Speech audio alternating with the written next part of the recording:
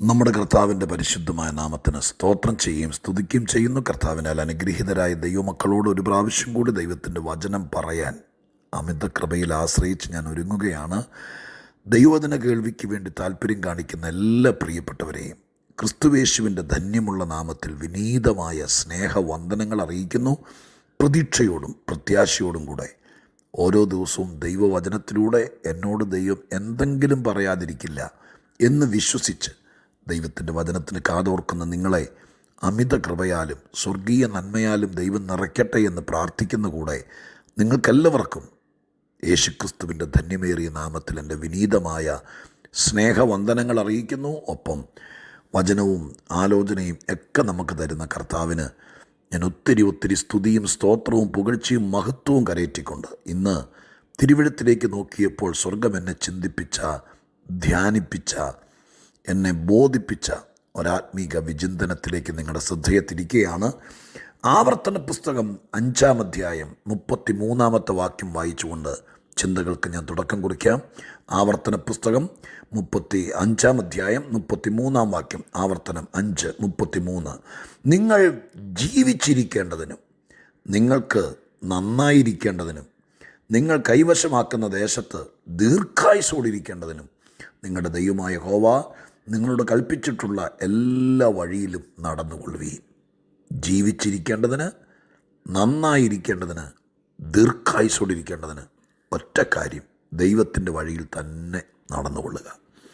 ആവർത്തന പുസ്തകത്തെക്കുറിച്ച് എത്രയോ ആവർത്തി ഞാൻ ഈ ചെറു സന്ദേശത്തിലൂടെ തന്നെ ഓർപ്പിച്ചിട്ടുണ്ട്. മോശ ഇസ്രായേലിലെ പുതിയ തലമുറയോട് ദൈവം നടത്തിയ വഴികൾ, ദൈവം കൊണ്ടുവന്ന മാർഗങ്ങൾ, എന്തിന് മിസ്രയീമിൽ നിന്ന് തൻ്റെ ജനത്തെ പുറത്തു കൊണ്ടുവന്നു, എന്തിന് കനാനിലേക്ക് നയിക്കുന്നു, അവിടെ ചെന്നിട്ട് എന്താണ് ഉദ്ദേശം, ദൈവത്തിൻ്റെ കാര്യപരിപാടി എന്താണ്, ഈ കാര്യത്തെക്കുറിച്ച് ഒരിക്കൽ കൂടി ആവർത്തിച്ച് പുതിയ തലമുറയെ ഓർപ്പിക്കുന്ന കാര്യങ്ങളാണ് ആവർത്തന പുസ്തകത്തിനകത്ത് പരാമർശിച്ചിരിക്കുന്നത്.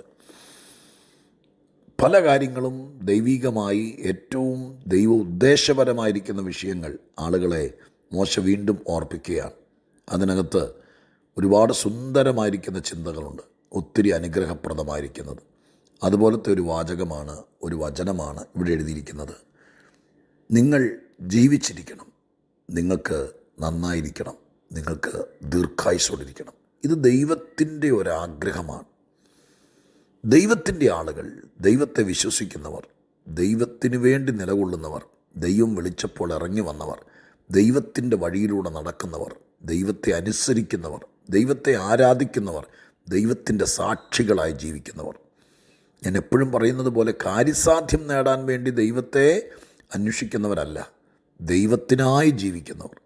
അവരെക്കുറിച്ച് അവർക്കുള്ളതിനേക്കാൾ വലിയ പ്രതീക്ഷ ദൈവത്തിനുണ്ടെന്നുള്ള കാര്യം ഞാൻ ഈ ബൈബിളിൽ എത്രയോ പ്രാവശ്യം മനസ്സിലാക്കുകയും അടിവരയിടുകയും അതിനെൻ്റെ ദൈവത്തെ സ്തുതിക്കുകയും ചെയ്തിട്ടുണ്ടെന്നറിയും. ഞാൻ ഇന്നും വിശ്വസിക്കുന്നു, എൻ്റെ അപ്പനേക്കാൾ, എൻ്റെ അമ്മയേക്കാൾ, എനിക്ക് വേണ്ടി പ്രാർത്ഥിക്കുന്ന നൂറുകണക്കിന് ആളുകളേക്കാൾ, എന്നെ ഒത്തിരി സ്നേഹിക്കുന്നവരേക്കാൾ, എന്നെ വിളിച്ച, എന്നെ നിർത്തുന്ന, എനിക്ക് കൃപ തന്ന ദൈവത്തിന് എന്നെക്കുറിച്ച് വലിയ പ്രതീക്ഷയുണ്ട്.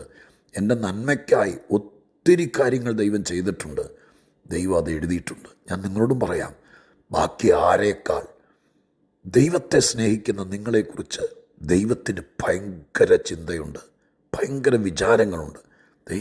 അതുപോലത്തെ ഒരു ചിന്തയല്ല എഴുതി വച്ചിരിക്കുന്നത്. എന്താ ദൈവം പറയുന്നത്? ജീവിക്കുന്നിടത്തോളം കാലം നന്നായി പോട്ടെ എന്നല്ലല്ലോ വാക്യം. പിന്നെയോ നിങ്ങൾ ജീവിച്ചിരിക്കണം.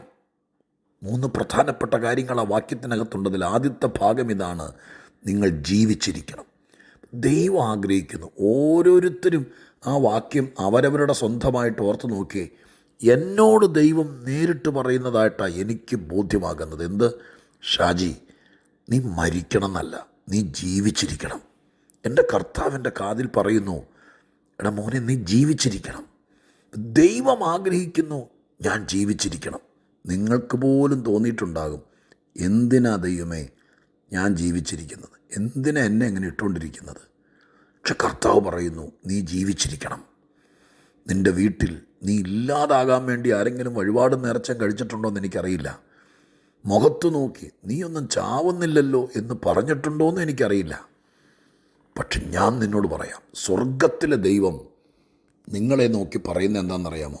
ഡാ പോയി ചാവടാന്നല്ല, മോനെ മോളെ നീ ജീവിച്ചിരിക്കണം. ചിലർ ജീവിച്ചിരുന്നെങ്കിലേ ദൈവത്തിൻ്റെ കാര്യങ്ങൾ നടക്കുകയുള്ളൂ. ഏലിയാവ് മരിക്കാൻ വേണ്ടി എന്ത് വെപ്രാളം കാണിച്ചു. ദൈവത്തോട് നേരിട്ട് പറഞ്ഞു, എന്നെ അങ്ങ് എടുക്ക്, ഞാൻ നല്ലവനല്ല. പക്ഷെ ദൈവം കാല് പിടിച്ച് പറയുന്ന പോലെ പറയാ, ഡാ നീ ഇവിടെ നിൽക്ക്, ജീവിച്ചിരിക്കുക.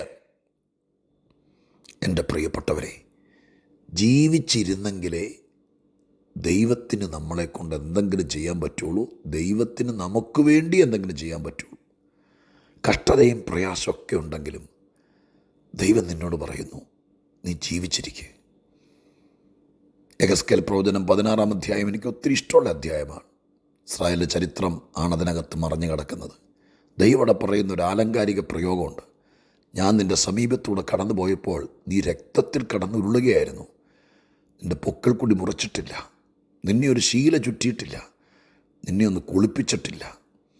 ഇപ്പം ജനിച്ച ശിശുവിനെ വഴിവക്കത്തിട്ടിട്ട് പോയാൽ വലിയ നായ്ക്കളും കടിച്ചു പറക്കില്ലേ, അതുപോലെ ഉപേക്ഷിക്കപ്പെട്ടവളായിരുന്നു നീ. പക്ഷെ ഞാൻ നിന്നോട് പറഞ്ഞു, ജീവിക്കുക. ഇന്നും കർത്താവ് നിങ്ങളോട് പറയുന്നു, എന്ത് പ്രയാസം വന്നാലും ജീവിക്കുക. നീ ജീവിച്ചിരിക്കുകയാണെങ്കിൽ ദൈവം നിനക്ക് അനുഗ്രഹങ്ങളും നന്മകളും ജീവിക്കാനുള്ളതൊക്കെ തന്നുകൊണ്ടിരിക്കുന്ന. ജീവിക്കുക. മരിച്ചവർക്ക് ദൈവത്തിൻ്റെ കയ്യിൽ നിന്നൊന്നും കിട്ടിയല്ല. ജീവിച്ചിരിക്കുക. ആത്മീകമായിട്ട് ഞാൻ പറയുന്നു, ആത്മഹത്യ എന്ന കാര്യത്തെക്കുറിച്ചല്ല ഈ പറയുന്നത്. മുടിയംപുത്രൻ മടങ്ങി വന്നപ്പോൾ അപ്പൻ പറഞ്ഞൊരു വാക്ക് ഓർക്കുന്നോ? അപ്പൻ്റെ സന്തോഷം കൊണ്ട് പറഞ്ഞ, അയ്യോ ഈ എൻ്റെ മകൻ മരിച്ചവനായിരുന്നു, ഇപ്പോൾ ജീവിച്ചിരിക്കുന്നു. അതിനർത്ഥം എന്താ? അവൻ ശവപ്പെട്ടിക്കകത്ത് കയറിയെന്നല്ല. അപ്പനെ സംബന്ധിച്ച് അവൻ അപ്പനിൽ നിന്നകന്നു. അവനേതോ ലോകത്ത് പോയി, അപ്പൻ്റെ കൺവട്ടത്തുനിന്ന് മാറി. അപ്പം പറഞ്ഞു, ആ കാലഘട്ടത്തിന് മരിച്ച കാലഘട്ടം. ദൈവത്തിൻ്റെ മുമ്പിൽ നിന്ന്, ദൈവത്തിൻ്റെ സന്നിധിയിൽ നിന്ന്, ദൈവത്തിൻ്റെ അടുക്കൽ നിന്ന്, ദൈവത്തിൻ്റെ സാമീപ്യത്തിൽ നിന്ന് അകന്നു പോകുമ്പോൾ അപ്പൻ അവനെ നോക്കി പറയും, എൻ്റെ കുഞ്ഞ് മരിച്ചു. അതുകൊണ്ട് ഒരിക്കലും ദൈവകൃപയിൽ നിന്ന് അകലരുത്, പരിശുദ്ധാത്മ സാന്നിധ്യത്തിൽ നിന്ന് അകലരുത്. നീ മരിക്കരുത്. നീ ജീവിച്ചിരുന്നാൽ നിൻ്റെ കാലിന് ചെരുപ്പും നിൻ്റെ കൈക്ക് മോതിരവും നിനക്ക് മൃഷ്ടാന്ത ഭോജനവും നിൻ്റെ പേരിൽ ആഹാരവും വിരുന്നും എല്ലാം ദൈവം ഒരുക്കിക്കോളും. ജീവിച്ചിരിക്കണം. ജീവിച്ചിരുന്നാൽ പോരാ. രണ്ടാമത്തെ വാക്ക് നന്നായിരിക്കണം. പലരും ജീവിക്കുന്നു, പക്ഷെ നന്നായിരിക്കുന്നില്ല, നന്നായിട്ടല്ല. അതുകൊണ്ട് അവർക്ക് തോന്നുന്നു, എന്തിനായി ജീവിക്കുന്നു, എന്തിനാ അങ്ങനെ ഒരു ജീവിതം, നാണക്കേട്. നന്നായിരിക്കണം. ജീവിച്ചാൽ പോരാ. രണ്ടാമത്തെ വാക്ക് എല്ലാവരും അടിവരയിടണം. എൻ്റെ ദൈവമേ, 80 വയസ്സ് വരെയും ജീവിച്ചിരിക്കുകയല്ല, കഷ്ടവും നഷ്ടമൊക്കെ അല്ല, എങ്ങനെയും ജീവിച്ചല്ലേ പറ്റൂ, അങ്ങനെയൊന്നും പറയരുത്. പിന്നെയോ നന്നായി ജീവിക്കണം. ദൈവം ആഗ്രഹിക്കുന്നു. എന്താഗ്രഹിക്കുന്നു? നീ നന്നായി ജീവിക്കണം. നിനക്ക് നന്നായിരിക്കണം. ഒരു ദോഷവും വരരുത്. നന്നായിരിക്കണമെന്ന്. നന്നായിരിക്കണം. ദൈവത്തിൻ്റെ സന്നിധിയിൽ ആ വാക്ക് വെച്ച് പറ. ദൈവം ആഗ്രഹിക്കുന്നു. ജീവിച്ചിരിക്കുന്ന നിങ്ങൾക്കൊരു നന്മ വരരുത്, നിങ്ങൾ നന്നായിരിക്കരുത്, നിങ്ങൾ നിവരെ നിൽക്കരുത്, നിങ്ങൾ ആ കസേരയിൽ ഉറച്ചിരിക്കരുത്, നിങ്ങൾ ആ വീട്ടിൽ സമാധാനത്തോടെ പാർക്കരുത്, നിങ്ങളുടെ ജീവിത പങ്കാളിയുടെ കൂടെ നീ സന്തോഷിച്ച് നടക്കരുത് എന്നാഗ്രഹിക്കുന്നവർ നിൻ്റെ കൂടാരത്തിനകത്ത് പോലും കാണും. പക്ഷെ സ്വർഗം പറയുന്നു, നിനക്ക് നന്നായിരിക്കണം. മൂന്നാമത്തെ കാര്യം, ദീർഘായുസ്സോടിരിക്കണം. അതിനർത്ഥം എന്താ? എങ്ങനെയെങ്കിലും ജീവിച്ച് പെട്ടെന്ന് ഒരു വാൽനക്ഷത്രം പോലെ കത്തിത്തീരരുത്. നീ പ്രാർത്ഥിച്ചും ആരാധിച്ചും മക്കൾക്ക് വേണ്ടി ഇടിവിൽ നിന്നും ദൈവത്തിന് വേണ്ടി നിലനിന്നും സാക്ഷ്യം പറഞ്ഞും ദൈവത്തിൻ്റെ വചനം പറഞ്ഞും നിൻ്റെ മതിലേലാണെങ്കിൽ ഒരു വാക്യം എഴുതി വെച്ചും പ്രാർത്ഥനയ്ക്ക് വന്നാൽ കൈയടിച്ച് സ്വോത്രം പറഞ്ഞ് പ്രാർത്ഥിച്ചും ദൈവജനത്തിന് ഉപകരിക്കപ്പെട്ടും ദൈവദാസന്മാർക്ക് കൈത്താങ്ങലായും ഒക്കെ ഇരിക്കുന്ന നീ ഇപ്പോഴൊന്നും മരിക്കരുത്. ദീർഘായുസ്സോടിരിക്കണം. ഹല്ലേലൂയ. നീ ദീർഘായുസ്സോടിരിക്കണം. ഇത് ദൈവത്തിൻ്റെ ആശംസാ വാക്കുകളാണ്. ഒരനുഗ്രഹീതനോടുള്ള ദൈവത്തിൻ്റെ ബ്ലെസ്സിങ്സ് വേർഡ്, ആശംസാ വാക്കുകൾ. നിങ്ങൾക്കും നിങ്ങൾ സ്നേഹിക്കുന്ന ആർക്കെങ്കിലും ഈ വാക്യം വലിയ ബർത്ത്ഡേക്കോ വെഡിങ് ആനിവേഴ്സറിക്കോ അല്ലെങ്കിൽ ജീവിതത്തിൻ്റെ സന്തോഷവേളയിലോ ഒരനുഗ്രഹ വചസ്സായിട്ട് കൊടുക്കാം. അവർക്ക് വേണ്ടി എഴുതണം. അങ്ങ് ജീവിച്ചിരിക്കണം, അങ്ങ് നന്നായിരിക്കണം, അങ്ങ് ദീർഘായുസ്സോടിരിക്കണം. ഞങ്ങളൊക്കെ അത് ആഗ്രഹിക്കുന്നു. ഓട്ടോഗ്രാഫ് എഴുതുന്നത് പോലെ ചിലർക്ക് എഴുതി കൊടുക്കണം. ഞാൻ നിങ്ങളെ സ്നേഹിക്കുന്ന കർത്തൃദാസൻ എന്ന നിലയ്ക്ക് ഈ വാക്യം ഈ 20-ാം തീയതി ആശംസയായിട്ട് തരുന്നു. എങ്ങനെയെങ്കിലും കരഞ്ഞ് നിലവിളിച്ച് ജീവിതം തീർക്കുകയല്ല, അങ്ങ് ജീവിച്ചിരിക്കണം, നന്നായിരിക്കണം, ദീർഘായുസ്സോടിരിക്കണം. അത് തന്നെ സംഭവിക്കട്ടെ. ദൈവം അത് തരട്ടെ. അതിനായി പ്രാർത്ഥിക്കാം. പരിശുദ്ധ ദൈവമേ, ഞങ്ങളുടെ സ്വർഗീയ പിതാവേ, നല്ല സമയത്തിനായി സ്തോത്രം, ഈ വാക്യത്തിനായി സ്തോത്രം. ഈ വാക്ക് കേൾക്കുന്ന എല്ലാവർക്കും ഞാൻ പ്രാർത്ഥിച്ച് അനുഗ്രഹിച്ചു കൊടുക്കുന്നു. അങ്ങനെ തന്നെ ആയിരിക്കട്ടെ. എങ്ങനെയെങ്കിലും ജീവിക്കുകയല്ല, നന്നായി ജീവിക്കട്ടെ, ദീർഘായുസ്സോടിരിക്കട്ടെ, അവർ ജീവിച്ചിരിക്കട്ടെ. ദൈവം അതിന് വേണ്ട മഞ്ഞും മഴയും ദൈവമേ വളവും വെള്ളവും എല്ലാം കൊടുത്തേക്കണേ, എല്ലാം കൊടുത്തേക്കണേ. ഈ വാക്യം ഫലിക്കട്ടെ. യേശുവിൻ നാമത്തിൽ തന്നെ. ആമേൻ.